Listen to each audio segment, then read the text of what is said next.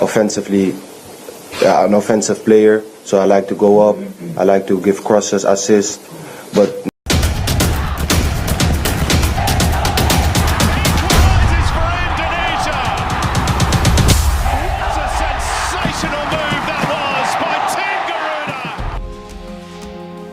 Mantan asisten pelatih timnas Indonesia dan juga legenda PSIS Semarang Edi Paryono meninggal dunia pada Senin 26 Februari 2024. Pelatih yang kerap disapa EP tersebut pernah menjadi asisten pelatih skuad Garuda di ajang Piala Tiger 2006 bersama dengan pelatih Peter White, di Piala Asia 2007 bersama dengan pelatih Ivan Kolev. Selain pernah menjadi bagian timnas Indonesia, Edi Paryono merupakan pelatih legendaris PSIS Semarang.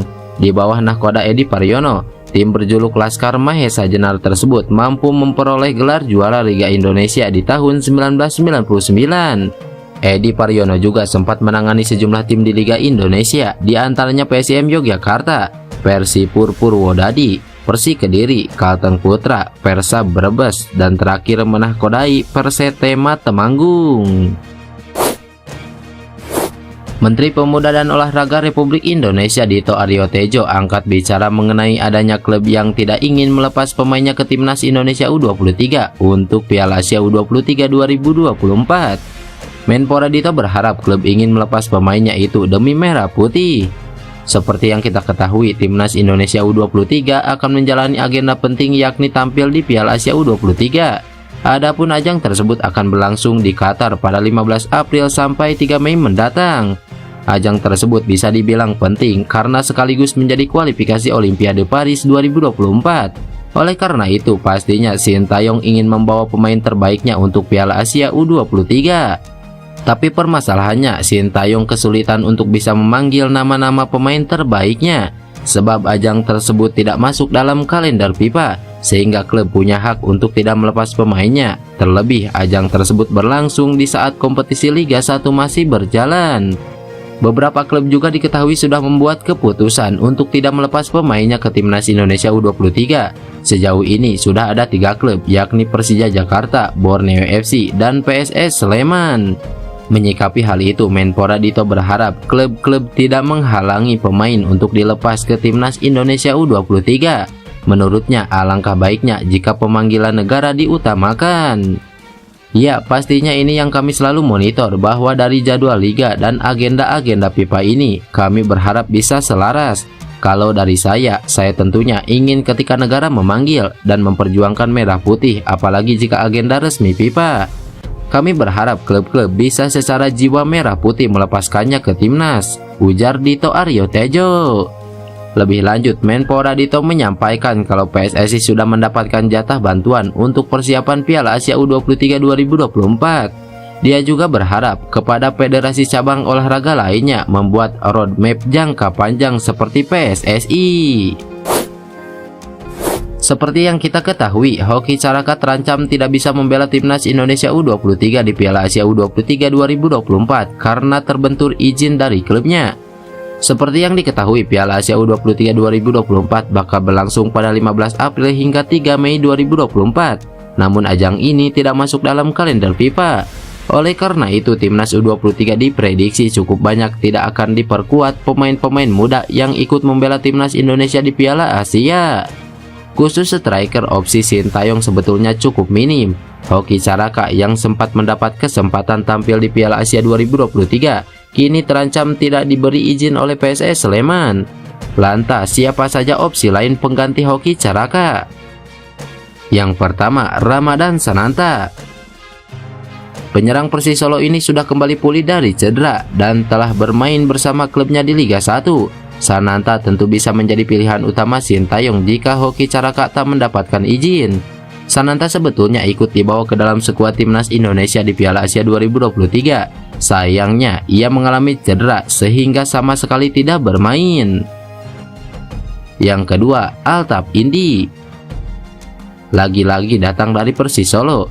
Penyerang muda mereka, Altaf Indi, bisa menjadi alternatif Sintayong untuk posisi penyerang jika Hoki Caraka tak mendapatkan izin. Altaf Indi tampil impresif dalam beberapa laga terakhir Persis Solo. Terbaru, ia mencatatkan 1 gol saat Persis mengalahkan Persik 2-1. Sejauh ini, penyerang berusia 21 tahun tersebut sudah mencetak 3 gol dan 1 assist di Liga 1 2023-2024. Yang ketiga, Abdul Rahman. Pemain muda Nusantara FC ini mencuri perhatian Liga 1. Di usianya yang masih 21 tahun, Abdul Rahman mampu mendapatkan tempat utama. Di Liga 1 2023-2024, Abdul Rahman kini sudah mencetak 2 gol. Selain bisa menjadi penyerang, ia juga bisa bermain sebagai gelandang menyerang dan winger kanan. Fullback kiri timnas Indonesia Doan Panhau masih belum bisa dipastikan tampil saat skuad Golden Star Warrior menghadapi timnas Indonesia dalam kualifikasi Piala Dunia 2026 pada pertengahan Maret mendatang. Panhau yang absen membela timnas Vietnam sejak November 2023 disebutkan masih harus menjalani perawatan cedera tendon Achilles. Media Vietnam VTC menyatakan Panhau masih harus beristirahat 3 hingga 6 bulan sejak tindakan medis yang dilakukan di Singapura pada November 2023. Jika dinyatakan belum pulih benar, Panhau bakal absen membela klub Chung An Hanoi dan timnas Vietnam. Panhau merupakan pemain berpengalaman di level timnas. Meski baru 24 tahun, Panhau sudah mengemas 37 caps dan 1 gol. Pemain yang pernah dikontrak tim Herenpen itu menjadi andalan Park Hang-seo ketika masih menjadi pelatih Vietnam. Pengalaman Panhau dibutuhkan Philipp Trosser yang mengincar hasil positif saat menghadapi Indonesia sekaligus membalas kekalahan di ajang Piala Asia. Tanpa Doan Panhau di Piala Asia lalu, Philipp Trosser mengandalkan pemain-pemain yang lebih muda seperti Pomintrong, Giap Tuang Dung, dan Pan Tuan Tai. Panhau adalah pemain Vietnam yang cukup akrab dengan supporter Indonesia. Perkenalan pertama Panhau dengan timnas Indonesia terjadi pada final SEA Games 2019. Ketika itu Panhau melanggar kaki Evan Dimas hingga mantan pemain timnas Indonesia itu harus menggunakan kursi roda dalam proses penyerahan medali. Pada Piala AFF 2022, aksi Panhau yang kasar saat melawan Malaysia dan Indonesia sempat mendapat sorotan. Pada laga semifinal melawan Indonesia, Dendi Sulistiawan dan Ricky Kambuaya menjadi korban tackle Panhau, sementara Asnawi Mangkualam mendapat sikut pemain 24 tahun tersebut. Tentu dengan ketidakpastian Doan Panhau ini, sedikit kabar baik untuk timnas Indonesia. JIJ jadi salah satu pemain abroad yang diinginkan Sintayong untuk memperkuat timnas Indonesia. Ini disebabkan lantaran pemain yang tengah memperkuat Venezia itu memang belum pernah memperkuat skuad Garuda. JIJ sendiri jadi pemain yang mencuri perhatian setelah berhasil mengantarkan Venezia menang melawan Pisa, yang membuat klub tersebut sukses berada di zona promosi ke Serie A. Dalam laga yang dimenangkan Venezia 2-1 tersebut, JIJ yang dipasang sebagai bek tengah tampil selama 90 menit. Membuatnya jadi salah satu pemain bertahan penting dalam kubu klub asal Italia itu. Dari situ jugalah pelatih Indonesia Sintayong tertarik untuk membuatnya memperkuat timnas Indonesia.